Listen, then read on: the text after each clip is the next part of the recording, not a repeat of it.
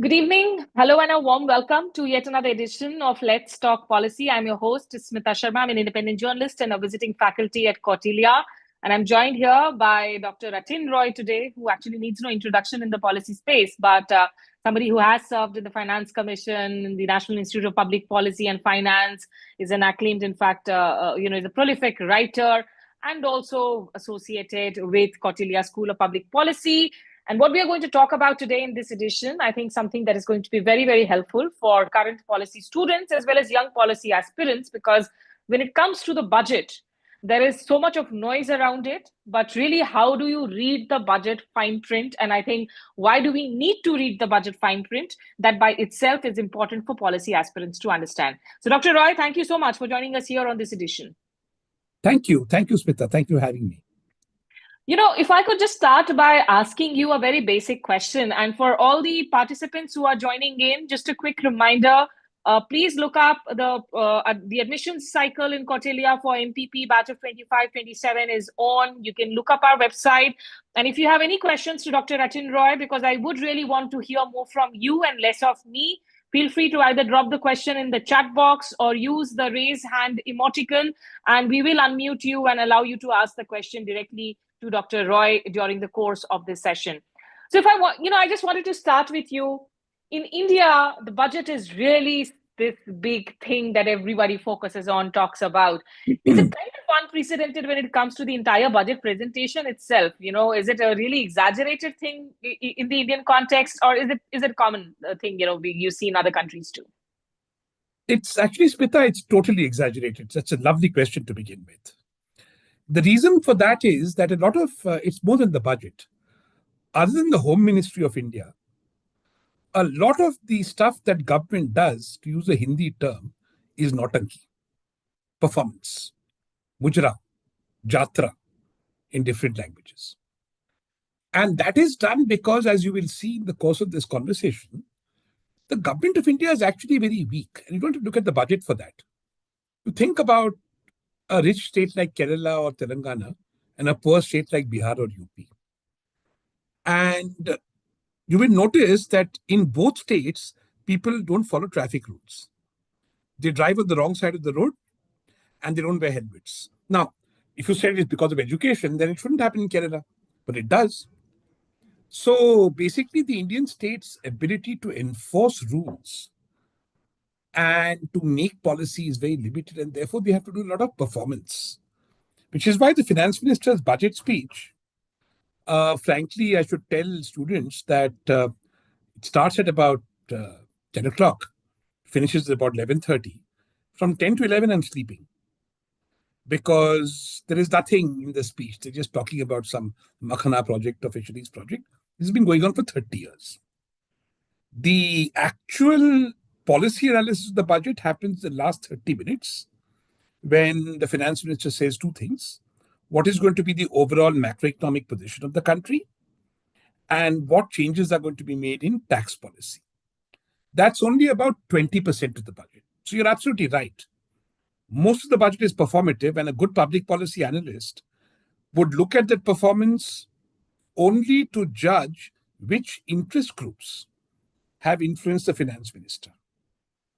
So, for example, an announcement as ridiculous as we will reduce the excise duty in the old days, Chidambaram days, on sanitary napkins while keeping it high on tampons. Now we do that with GST. That's obviously irrelevant to the health of the economy, but it's very important to the sanitary napkin lobby and unimportant to tampon lobby. And in public policy, it becomes your job to keep track of which lobbies are, powerful and which lobbies are not, and who won and who lost. So for that side of public policy, that's very important. Otherwise, it's only the last half an hour of the budget and one document in the budget documents, budget at a glance. But we can talk about that. But obviously there are young, you and me, we both bring a lot of our skepticism into the room. But for young policy enthusiasts and aspirants who are coming in to attend the session, if you could explain to them that, when they are looking at the budget announcement, even if they're not attending the entire session or listening into the live session, do they look at sectors? How do they sort of streamline their thought process? And why is this budget allocation important for the policy students to understand, policymakers to understand? Well, sometimes it's not. For example, the budget allocation to Indian airports is not important if you're working in that sector. But the budget allocation to airports that are tier 2 or tier 3 airports is very important if you're in a business, if you're not in Air India, but you're in, let's say, Star Air or Vistara, looking at public policy. Not Vistara, sorry, Star Air or Indigo. And you're interested in Jharsuguda Airport, Bagdogra Airport. Why? Because these are all public sector airports. So the heavy burden of investing is done in Bombay, Delhi, Hyderabad, Bangalore, etc., by the private sector. But these tier 2, tier 3 airports are essentially public sector airports. And on top of that, just to continue with that example, you have something called the Udan scheme, which subsidizes airlines to fly to small airports where earlier nobody flew.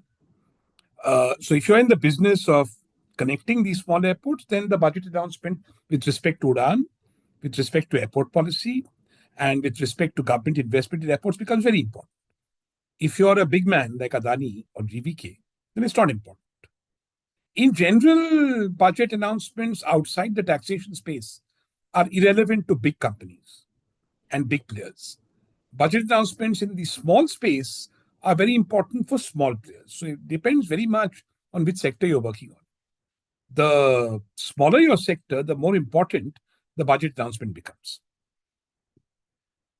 So, if I am still trying to say, for instance, there are certain sectors for me and the budget really is important, and I start sifting through the papers and looking at, because these are huge numbers, that can be overwhelming for somebody who's just starting out.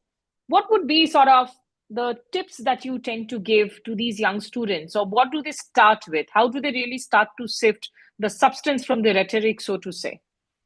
Okay, good. So two parameters. One is if you're looking at a budget line, which you will find in the expenditure budget document. So the budget, let me just explain, if I may, the different budget documents. So you have the budget at a glance, which gives you the macroeconomic picture. That's for people who do my course in public finance in North India, who look at the macroeconomy. Then you have the receipts budget, and that is for chartered accountants. It tells you what clauses in various income tax acts and customs and excise have changed. Then you have the expenditure budget, which is divided into what are called the demands for grants. So in the budget, each expenditure has to be broken down by ministry and by what we call major head and minor head. So, for example, in aviation, you would have major head airports, minor head would be greenfield airports, or minor head would be tier 3 airports. So you can get a lot of granular information on allocations based on understanding very well what is called the budget chart of accounts on the expenditure side. Now, there are two scenarios here. One, you're starting from scratch, which is very rare. In airports, obviously, you've made some expenditure earlier and you're going to make more expenditure this year. What I would warn students is don't look at stupid numbers like 10,000 crores was allocated to airports. That's not relevant because let's say that last year we allocated 10,000 crores to airports. This year we allocate 11,000 crores to airports. That's not necessarily an increase of 1,000 crores because if the inflation has been 10%, then that's a zero increase. So generally speaking, any frozen allocations are expenditure cuts. Any allocations that are going up by less than the rate of inflation are also expenditure cuts. Allocations that go up by the rate of inflation means that the budget is frozen. And allocations that go up above the rate of inflation are increases. Let me give an example from this year. This year, the education budget was capped at about 1,26,000 crores. Last year, it was 1,20,000 crores. Inflation has been 10%. Let's say 8% also. Obviously, the education budget has been cut. So a public policy analyst should remember that these absolute numbers don't matter. Now, one way you can do it very effectively is to ask what share of total economic activity is the sector I'm interested in getting. And you do that by dividing your sector by GDP. Because GDP is the total income And what your sector gets is a percentage of the total income. So if I'm interested in education, then the education spending as a percentage of GDP tells me whether my allocations are increasing or not increasing. And because GDP is nominal, that is, it includes inflation, you've already incorporated the inflation bit. So education spending last year was X percent of GDP, and this year I've discovered it is less than X percent of GDP. So I will say, as an analyst on CNBC TV or whatever, that education spending in India has fallen. Some minister will come and say, oh, it's gone up by 20,000 crores. That's not relevant. It has fallen as a share of the total national income. It has fallen relative to inflation. Therefore, it has fallen. That is where you, as a public policy analyst, will be different from the Aam Janata. Aam Janata will look at the ticket size. You are looking at the ticket size in the context of two things that affect economic progress: inflation and the size of GDP.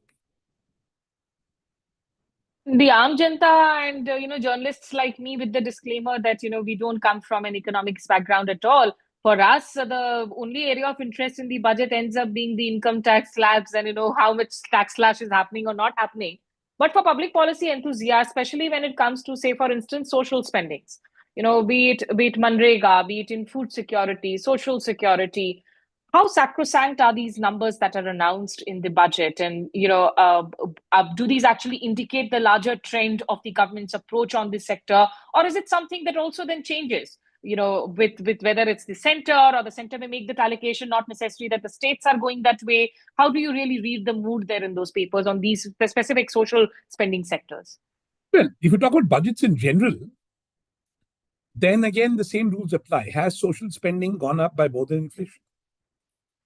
Has the share of social spending as a percentage of GDP gone up or not? So, as a percentage of GDP, either the budget is constant or it is smaller as total expenditure. Within that, if one sector has gone up more than others, then it means that sector has been favored. So, for example, in UPA 2 and the end of UPA 1, social sector spending went up a lot because you had new schemes like Narega, SSA, etc. If you look at the record of the Modi government, the spending on the social sector has been either constant or declining in all sectors of the economy. So basically, I would conclude that the Modi government is not so interested in the social sector. But what has gone up instead? What has gone up is what we call in economics transfer payments, which in Hindi is ek haath le or ek haath de, which is I take your tax money and I give it to somebody else. What is the most obvious way I'm doing that? I subsidize 800 million people when they buy food. Poverty in India is only 10%. So that's, 140 million people. So over and above the poor in India, I'm also subsidizing about 700 million people to buy food. But that's a transfer. I take money from you and give it to them to buy food. There's no economic activity happening there. There's no output being produced there. It's a pure transfer. Now, you might ask why in India is the situation happening where even the non-poor have to be subsidized. That's a larger issue. But the point is that more and more of the focus of the budget in recent times has gone into providing people subsidies for basic things. And less has gone into what we call the production of merit goods, goods that help increase GDP, transform your lives, such as health, education, sanitation, water supply. These things are being invested in less and less by all governments, central and states. And more money is going into transfers and what I call compensatory payments for food, for clothing, for free bus fares for women. So these are all trying to fix a social problem. And public policy people should get that. Why do you have to give women free bus fares? Because we have gender patriarchy in this country, huge patriarchy. And therefore, what we want to do is empower women to the extent we can to overcome that patriarchy. If I did not have that patriarchy, like in England, the Netherlands, anywhere else, people would go and buy their own bus tickets. I'm giving them that because they are inhibited, both in their income and in their ability to get to their workplace. And so I give them free bus fares, right? So a public policy person has also not to make knee-jerk judgments like we economists do and say, for example, this women bus fares thing is a very good idea. Why do we spend so much money on that? My thesis is that a lot of the stuff that the government of India and state governments do are trying to fix problems in our social fabric. Because the social fabric is casteist, because the social fabric is patriarchal, the government is forced to spend money to overcome or ameliorate or reverse that casteism or patriarchy. So a lot of when you, I would say, as a public policy person, ask yourself that question. Never assume that the government is stupid. The government always has logic to do something. So when Siddaramaiah in Karnataka or Revant Reddy in Telangana gives free bus fares for women, ask yourself why. And then ask yourself, why in Delhi is this being proposed? Delhi is such a rich state. So even in rich states, women need free bus fares. Don't just jump to the conclusion that the government is stupid and just doing it as a sop. They're probably doing it because there is a reason. And the reason probably is that women have to cook for their families. Recent movie called Mrs. Something that's been released, which will show this very eloquently. They have to cook for their families. Then they have to get a bus. Then they have to get to work on time. Otherwise, their wages get cut. If they come to work in my house in Noida or in Gurgaon or in South Delhi, and they come late, one day I'll say, I'm going to cut your wages. So they have to juggle all these things. And recognizing this unfairness, the government provides a subsidy to them. So because Indian society is so unfair, you will find on the public finance side, more and more money is going to correct for unfairness, and less is going for improving lives and progress. That is essentially the story of budgeting. Now, this is something an economist will not understand. This is something that a public policy person can both understand, explain to the politician, and provide potential solutions. Right. Let me just remind our attendees, if you have questions, please feel free to ask them. We are live for the next 15-20 minutes with Dr. Ratin Roy, and I would love to hear from all of you who are attending the session. But Dr. Roy, coming back again, because for public policy enthusiasts, as you said, that they will be able to understand a lot of these fine social complexities, which maybe the economists miss the target on. Having said that, when it comes to budgetary allocations, and we often hear that what is allocated on paper essentially is either not spent, not implemented, or maybe there is a lot of the budgetary allocation that the states are unable to end up spending on. So is that something also that policy students need to keep a track of? Yeah, but with the angle by which you keep track on it is not to make a what I would call a stupid judgment call, saying states who do not spend are bad and states who spend are good. Let me give you an example. State capacity in Bihar and UP is so bad that when the government imposes conditionalities on spending, such as you will submit accounts, etc., those third-class states in India are unable to provide those accounts. The first-class states in India, which are Southern Indian, Western Indian, which are also the richer states, they have the state capacity to produce those accounts. So next year, because they're able to meet the conditionalities, they get more money and the poorer states get less. Now, the solution is not to permit poorer states to have bad accounts. The solution is to get that problem to be fixed, to get poorer states to punch above their weight and produce better accounts and give a better accounting. But that does not happen. As a result of which, our poorer states very often are shown as underspenders. They're shown as underspenders because state capacity is limited and demands are many. So before condemning them, I would ask what I can do to improve their spending capabilities. Right? So the question you've got to ask there in this particular context is not why they underspend, but why, without an increase in state capability, I expect them to spend as well as far richer states. That is one example. Let me give you the second example where I have a very different judgment. And this is the fun of public policy. There's no one size fits all. Indian defense, now there's no question of capacity there, always underspends. Always. Now, this is the central government, all these butchered generals and admirals, all very educated people, underspending money, joint secretaries, additional secretaries, IIT toppers, all ending up behaving just like government of Bihar and underspending defense money. But that's very contrary to the popular image that the defense budget itself in India is very low and that we do not spend enough on defense. The defense budget in India has been constant in terms of GDP for about 15 years, but it is always underspent. The Air Chief Marshal, the head of the Indian Air Force, said to Hal recently at an air show, "You are not in mission mode. you are not able to produce the fighters I want. So basically, there's a capability problem there as opposed to a state capacity problem. That our ambitions in defense are infracted in terms of outputs, delivery, and results in ways that mean that money that is allocated to you to spend in a particular time period is not spent because you're not able to spend it because you're not able to deliver the output. That is a bad underspend. That is not an underspend happening because your state capacity is limited. There may be various reasons for it, ranging from, there's been lots of work on this, from corruption to what is called import preference. It's all in the news. Your students should read about this. To import bias, etc.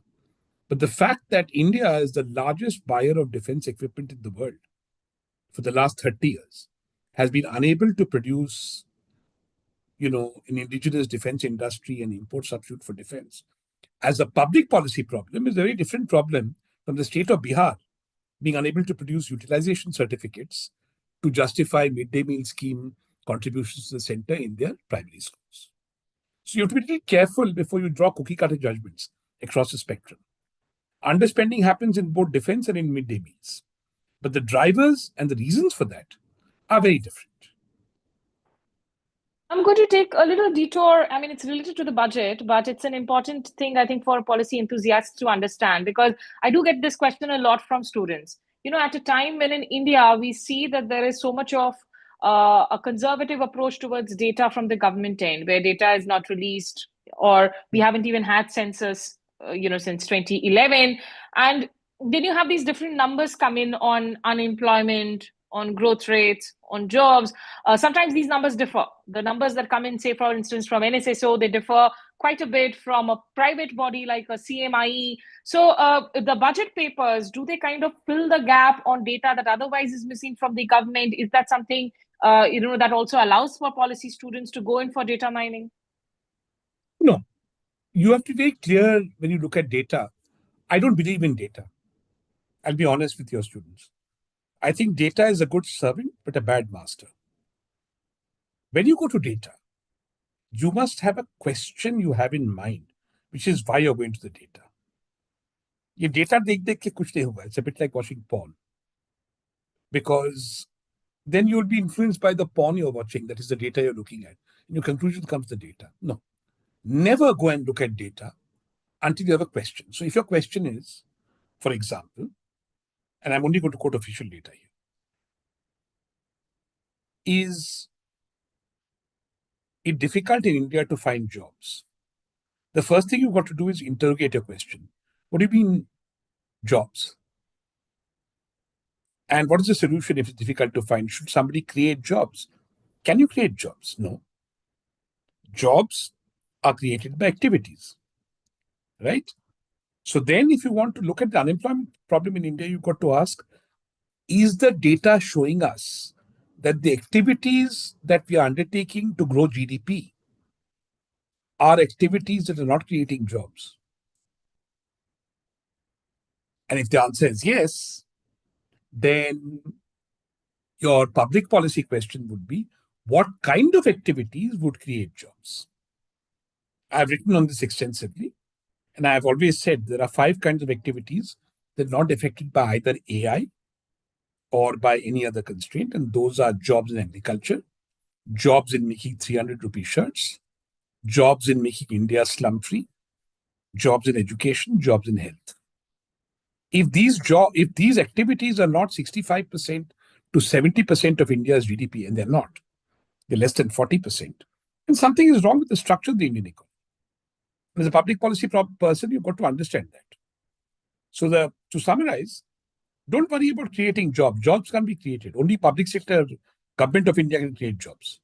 Constables and, all that, chaprasis. That's a silly way to. Activities create jobs. So when jobs are not happening in the economy, ask what is wrong with the activities that we are generating. That is one level. Second level, which you should know in India is very depressing, is that as of yesterday, literally yesterday, there are 100 million people in India. 100 million. Almost 10% of my population. But it's more because these are 100 million people between the ages of 18 and 38 who have given up looking for jobs and are not in education or training.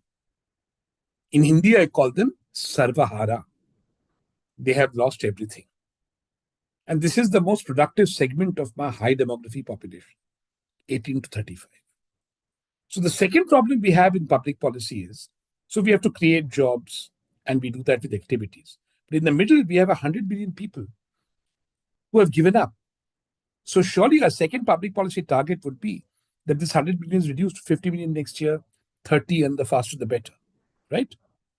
And these things are not discussed in the budget, because there was a chief economic advisor who I don't like, who said a few years ago, budget to bas pahi khata hai. I think that's the only sensible thing he ever said. It is ultimately, a budget is an accounting of how the government spends money and how the government earns money. And from that, you can infer what the government's economic policy intentions are, but only infer. But for that, you have to have a lot of other information, such as the things I've been telling you. Then when you take it the budget, you say, what is the budget doing for these 100 million Sarvaharas? If it is doing nothing, I will form a public policy judgment on the effect of the budget, right? What is the budget doing in terms of increasing expenditure on merit goods like health and education versus subsidizing? On that, I'll make an inference of the budget. So public policy analysts need to think about the budget with a wider data set and then judge the budget on the basis of that wider data set. So I've given you my judgment. I judge it what it's doing for people without jobs and hopeless people, and what it is doing to create a future versus subsidizing the present. Right. I was actually going to ask you a question, and you with that, how you said that the budget is essentially a bahi khata at the end of the day. It's a balance sheet, it's accounting of the revenue and the expenditures. Why the entire secrecy around this budget making process? We have like this entire thing about people getting into quarantines and the halwa ceremony and all of that. Why the entire secrecy around it?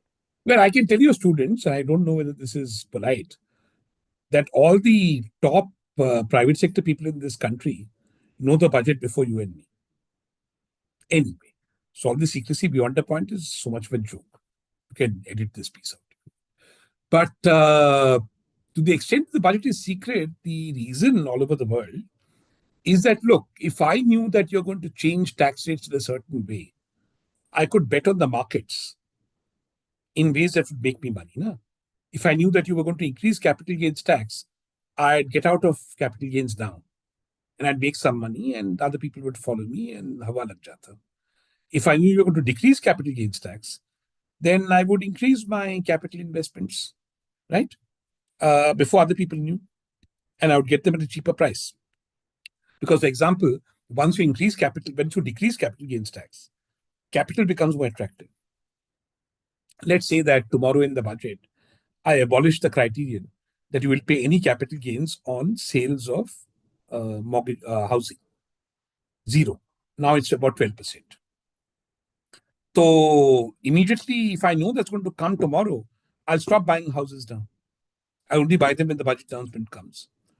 And that's unfair to people who don't know this is going to happen. Hence the secrecy. So in normal global budgeting, it's important public policy people, there are two extremes. In societies like ours, where you have lots of thieves, you have to have secrecy. In societies which are more open and, dare I say, more advanced, you have complete transparency. So then you actually don't have one day when these announcements are made. For example, in England, a budget is presented twice a year. A medium-term expenditure framework is presented for a 3-year rolling or 5-year rolling time frame. And there's an announcements calendar that goes out. It's called a forward guidance calendar in the UK, in the US, in advanced economies, which tells people when I'm going to make an announcement today and what the announcement is going to say. That's a high transparency society. But India is not a high transparency society. मैं जानता हूं मैं तुम्हें क्यों बोलूं. So in a low transparency society like India, therefore, budget secrecy is very important because the transmission of information is asymmetric otherwise. I know we said that we will discuss the budget fine print of how to go about reading it. There is one question in the chat box which actually talks about the budget per se. It is Mhm. from Swarupjeet from Kerala, who wants your opinion on how far this budget is addressing the youth in terms of employment, to what extent the change of income tax slab will boost the economy, and as a consumer state, how Kerala can get benefit from this budget. Okay, very easy answers, one or two liners. On the first, the budget does nothing for youth because no budget can do anything for youth. You need to have a plan on the activities that will create jobs for young people. If you don't have that plan, then there is no point throwing money at something. As John Maynard Keynes said years ago, if you can do it, you can afford it. But if you don't know what to do, there's no point throwing money at it. Second question, on the income tax slabs, it will not boost consumption spending because, as I've said in many talks since the budget entered into Parliament, the top 8% of the Indian economy are the only people that will benefit. Now, the top 8% of the economy are people like me. So, if you give me 2 lakh rupees, which is my benefit from this budget, I'm not going to spend it going to Prayagraj or Mangalore, right? Or Calicut. I'm going to spend it going to Bangkok.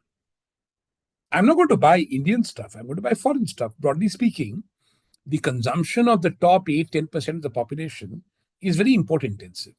So some of that increased consumption leak out into imports. Second, if I don't import, I will invest if I'm already consuming as much as I want. So that will not result in increase in consumption and kickstart the economy. Third, at the bottom of that 10%, there are people who would expect the consumption to increase. The top 10%, which the income tax cut affects. Those people, unfortunately, in the last 4 or 5 years, have got very indebted. If you look at household debt for non-mortgage, that is non-housing household debt, that has gone up by approximately 300% in the last 4 years. And these are, so households on very precarious margins. So what they're going to do with this money is pay off their debt. Next year they might consume if the FM persists with this tax cut. But this year they're not going to consume. So for these three reasons, number one, rich people will import more. Number two, rich people invest more. Number three, people at the bottom of the rich people have already been taking on debt because real wages in this country have been stagnant for 8 years. So to keep up their standard of living, they've been borrowing money.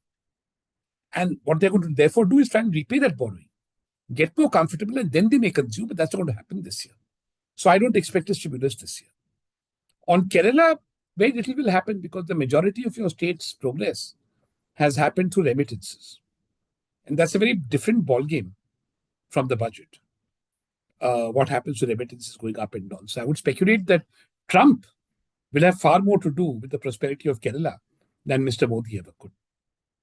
I hope that answers your question. Okay, we have a question from Astha Srihars in the chat box. And Saloni, if you have a question, we can come to you. You can unmute and ask it. But let me just take Astha's question meanwhile. She says that, thank you for this insightful talk. Just a question along the lines of an earlier question you mentioned that when approaching data, you should first have a question in mind you're trying to answer as a policy student. Should this approach be the same when analyzing the budget, or is it more about first trying to more broadly understand the interest groups which have influenced the finance minister, as you earlier suggest? Both. First, you have to have a list of questions that you have independent of. It's a great question, Astha. Thank you. It's a very important question for any public policy analyst, and I ask myself the same question every year because one is torn. So I get that you're obviously very bright. So, one, you must have your own questions. Why? Because as a public policy analyst, you have your own brand. You are known for asking questions of a certain type. And therefore, those questions you must ask. Then, second, and this is an art, this is like cooking or something like that. You must have a good idea of the lobbying landscape in India, for which you must talk to journalists like Smita. They really know what lobbying is. Hum log nahi jante, hum bevkoof hai. They know what's going on the ground. To keep in touch with them, talk to them, understand what is really happening behind the scenes, who is lobbying for what. And having got that judgment, sitting in your analyst chair, come to a view on which measures are being influenced by lobbying and which measures are not. If they're not egregious, it doesn't matter. But if they're Adani style egregious, then it does matter. And that's a call you've got to take when intellectual honesty matters. But to answer your question, one always have your own questions and get rid of them first. Because that's about how India goes forward. Then, what inhibits India from going forward, or progresses it sometimes, rarely, which is what the lobbyists are saying. Who are lobbyists? Lobbyists are people who are more powerful than us.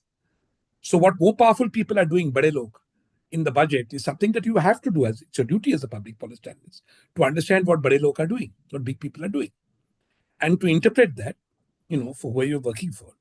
But that does not absolve you of the responsibility of asking your own core questions. I do both each year. Right.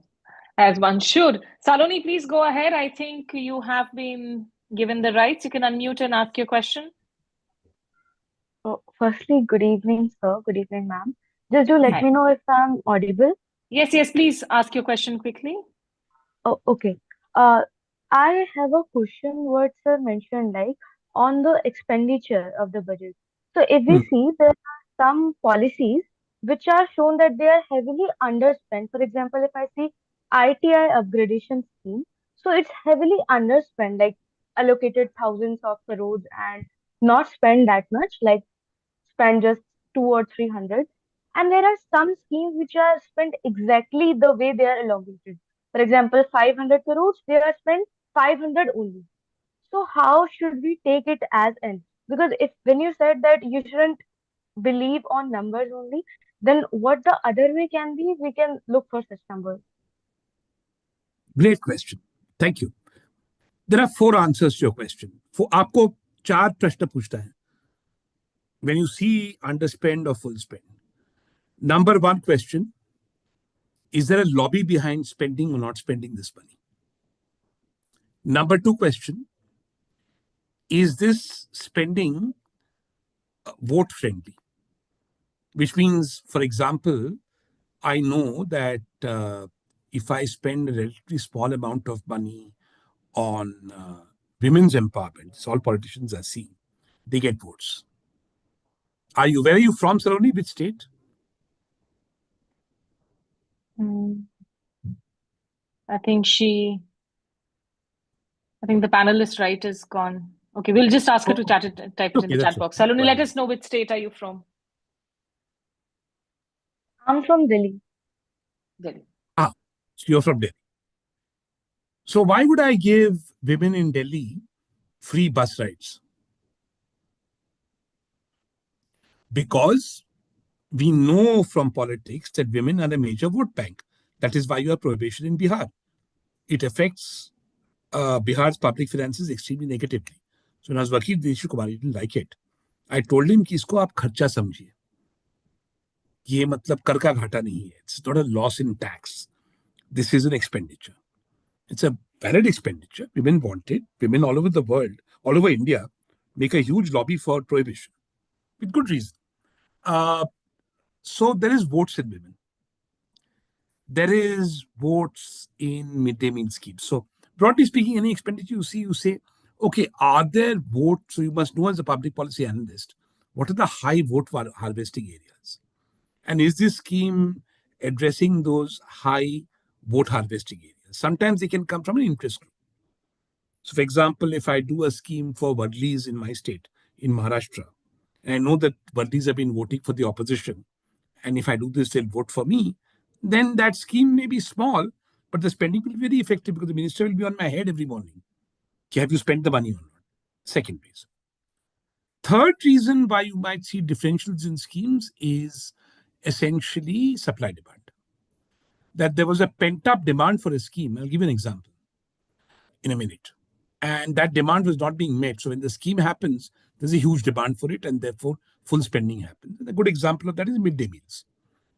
We did not feed our children in school for many years. When we began to feed our children, the demand was so huge that we underestimated it. So there was not just 100% spending, we had to reallocate budget. After some time, we understood that it became universal and it moderated. That is the third reason. right? The fourth and final and most important reason is that the government, not most important, the most prominent reason is that the government is trying to send a signal to somebody. Good example of that is defense spending, where I think this government has been telling our defense manufacturers for years now that we are willing to spend more on defense. Can you deliver? Can you put up and shut up? And the answer from them has been no, and therefore we underspend. So with every single spending decision, don't get influenced by a generic rule for underspending, spending, or overspending. You've got to ask, what is the context? Who are the lobbies? What is the political motivation? Are there votes in it? Or is the government trying to send a signal? So there's 4 questions, a checklist I would ask before I draw judgment on over, under, or approximately equal spending. I hope that's helpful. Okay, I'm just going to end this conversation with something from your own experience, Dr. Ratin Roy. Where do you see the future of public finance for policy students today? I mean, you are teaching a public finance paper at Kautilya, and what would you say are some of the skill sets that students who are aspiring for a career in this field would actually require moving forward? Well, that's an excellent question, Smita. Thank you. The reason I'm teaching the public policy school is I've learned as an economist that public finance is about the state, and the state is about public policy. So any economist who works in public finance without understanding public policy is an incomplete economist. Careers in public finance are huge. Now, they're very Brahmanical in the sense that if you look at my own career, I began as an academic. I then moved into government, so low income. Today, I command my own price. On budget day, I made more money in those 2 days than I'd make in the whole year. But money is irrelevant. The important thing is that if you're interested in public finance, good people have a cause, and that cause is that money should be spent in ways which benefits those you think it should benefit. We can disagree on that, but that is what the conversation should be about, not whether money is being spent badly or spent well. If the conversation is about the latter, then you have a lot to do to make sure that money is not spent badly. And you can make many differences to government not spending money by helping government understand this. Let me give you an example. I told you about my Keynes quote. If you can do it, you can afford it. So we had COVID, and Prime Minister's office called me and said, what do we do? Should we go for big spending, small spending? So I said to them, I'll say it in Hindi first, कि आपकी क्षमता नहीं है. Shamta is a polite word for औकात, बड़े खर्चे करने का. You're a weak state, you're a decrepit state. If you spend money ambitiously, you will waste it. You can't even build an airport on time. What are you going to spend on COVID? So what should we do? I said, spend small amounts of money. We'll get a lot of political flack. I said, but you will preserve the economy. And to its credit, the government did that. They gave some concessions here, some concessions there. So working in public finance involves a huge knowledge of politics, understanding your politician, because unlike in other fields, your primary interlocutor in public finance is the politician. And making sure that you are confident enough and well-versed enough in the work that you do, and therefore able to get a job outside government, as I have, to speak truth to power. So it's a great field with great opportunities, but you have to have something that in India, I'm afraid many professions don't have, and that is courage. If you have courage, opt for a career in public finance. It is not difficult. It is very multidimensional and much more interesting than economists make it out to be. Well, as I always tell my students at Kautilya, that you don't have to be a rebel without a cause, but what you do need is critical thinking. And I think critical thinking and courage go hand in hand. So thank you so much, Dr. Ratin Roy, for sharing your insights and experiences with us on this edition. And for all those who tuned in and for some of the sharp questions that were thrown our way, just a quick reminder, if you're interested in pursuing a master's in public policy at Kautilya, you can check out our website. These admission seasons are on. And, you have that web link that Ranjita has shared in the chat box. You can reach out to Ranjita, write to our admissions team for more questions, where Dr. Ratin Roy and many others, of course, are associated with the Institute. But we'll be back with yet another edition. For now, many thanks again for joining us here. Thank you. Bye.